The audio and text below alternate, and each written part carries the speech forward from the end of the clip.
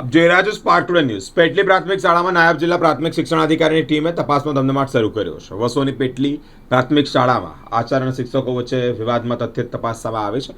પેટલી પ્રાથમિક શાળાના આચાર્ય નરેન્દ્રભાઈ પટેલ વિરુદ્ધ શિક્ષકો ડીડીઓને આવેદનપત્ર પાઠવ્યું છે. પેટલી પ્રાથમિક શાળામાં નાયબ જિલ્લા પ્રાથમિક શિક્ષણાધિકારીની ટીમે તપાસનો ધમધમાટ શરૂ કર્યો છે. આપણો પરિચય આજે મુલાકાતે આવ્યો કઈ જગ્યાએ શા માટે આવ્યો છો? આરડી ડાભી, નાયબ જિલ્લા પ્રાથમિક શિક્ષણ અધિકારી ખેડા. વસો તાલુકાના પેટલી ગામે આજે અમને જે જિલ્લા કક્ષાએ આવેદનપત્ર આપવામાં આવ્યું છે એની તપાસ અર્થે અમે આજે ટીમ સાથે અહીંયા પહોંચ્યા છીએ. કેટલી જેટલી ટીમ છે અને શું કાર્યવાહી કરવામાં આવશે? અમારા બંને ટીપીઓ શ્રી વસોડ, ટીપીઓ શ્રી નડિયાદ, અમારા 3 સીઆરસી કોઓર્ડિનેટર, 2 બીઆરપી કોઓર્ડિનેટર, એમાંથી 2 મહિલા પ્રતિનિધિ સામેલ છે. એ પ્રમાણે 7 જણની ટીમ સાથે અમે આજે અહીંયા પહોંચ્યા છીએ. શું મુદ્દા શું છે, કેમ આવું કર્યું? જિલ્લા કક્ષાએ એમને જે આવેદન આપ્યું છે, 2 દિવસથી જે આપણા મીડિયામાં પણ અહેવાલો ચાલી રહ્યા છે, એની અમે તપાસ માટે આવ્યા છીએ. શું મુદ્દો શું છે? શિક્ષકશ્રીઓએ જિલ્લા કક્ષાએ આચાર્યશ્રી વિરુદ્ધ આવેદનપત્ર આપ્યું છે. એમાં શું તથ્ય છે અને ખરેખર શું બાબત છે એની તપાસ થાય એના માટે અમે આવ્યા છીએ. શાળાના શિક્ષકોએ આચાર્ય પર ગંભીર આક્ષેપો કર્યા છે, એને લઈને શું કહ્યું?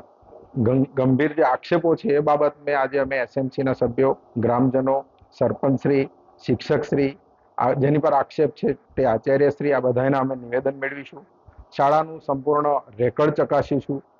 વિદ્યાર્થીઓની શૈક્ષણિક જે બાબતો છે એની પણ ચકાસણી કરીશું અને ખરેખર આમાં તથ્ય શું છે અમે જાણી અને આ રિપોર્ટ અમારો જિલ્લા શિક્ષણાધિકારી, જિલ્લા પ્રાથમિક શિક્ષણાધિકારી સાહેબશ્રીને સુપ્રત કરીશું. આ અગાઉ આચાર્ય સોરપુરમાં પણ આ રીતના વિવાદોમાં આવ્યા છે અને હવે ફરી આવ્યા છે, શું કહેશો? હું હમણાં જ અહીંયા નિમણૂકને ઓછો સમય થયો હોવાથી આ બાબતથી પરિચિત નથી. એ અંગે આપને વિગત આપી શકું નહીં. મુંબઈ પ્રાથમિક શિક્ષણ અધિનિયમની કલમ 70 અને 70B હેઠળ શિક્ષક અને મુખ્ય શિક્ષકની ફરજો નક્કી કરવામાં આવેલી છે.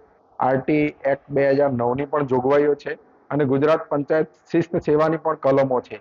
આ સમગ્ર બાબતો છે, કાયદાકીય બાબતોમાં કઈ જગ્યાએ એમની ભૂલ છે, ચૂક છે અને એનું શું લેવલ છે એ બાબતોને આધારે અમે અમારો તથ્યલક્ષી જે હકીકતલક્ષી અહેવાલ છે, રેકોર્ડ આધારિત પુરાવાઓ છે એની સાથેનો અહેવાલ આદરણીય જિલ્લા પ્રાથમિક શિક્ષણાધિકારી સાહેબને આપીશું અને એના આધારે ડીપીઓ સાહેબ નક્કી કરશે કે શું સજા કરવી. 2 દિવસ પહેલા ગ્રામજનો શાળામાં તાળાબંધી કરવા ઉતર્યા હતા અને આચાર્ય વિરુદ્ધ કાયદેસરના પગલાં લેવાની માંગ કરતા હતા. ચોક્કસ એ બાબત અમારા ધ્યાને આવેલી. અમે ટીપીઓ શ્રી વસોને તાત્કાલિક અહીંયા મોકલેલા. તેઓ શ્રીએ ગ્રામજનોને સમજૂત કરી અને આગળની કાર્યવાહી કરેલી અને એ અંગે જ અમે આજે આ તપાસ કરવા આવ્યા છીએ. આ પ્રવાસ અંગે જે આચાર્યશ્રીએ ઉચ્ચાપત કરી છે તેવો મામલો પણ અત્યારે સામે આવે છે, શું કહેશો? હા, આજના દિવ્ય ભાસ્કરમાં આ બાબતની પ્રેસ નોટ છે. અમે તપાસમાં એ બાબતને પણ જોડી દીધી છે અને એ અંગે પણ અમે આજે ઊંડાણપૂર્વક તપાસ કરી રહ્યા છીએ. સફાઈ ગ્રાન્ટની અંદર એમનો આક્ષેપ છે. ચોક્કસ સફાઈ ગ્રાન્ટની જે નિયમાનુસારની ફાળવણી છે અને એનું જે યુટિલાઇઝ જે થવું જોઈએ એ પ્રમાણે થાય છે શું છે એ પણ અમે આજે તપાસ કરવાના છીએ. પ્રવાસ અંગે વાલીઓને આપણે પૂછપરછ કરી છે ખરી કે એમણે 900 રૂપિયા ઉઘરાવ્યા છે આચાર્યશ્રીએ, તો ગ્રાન્ટ ક્યાં?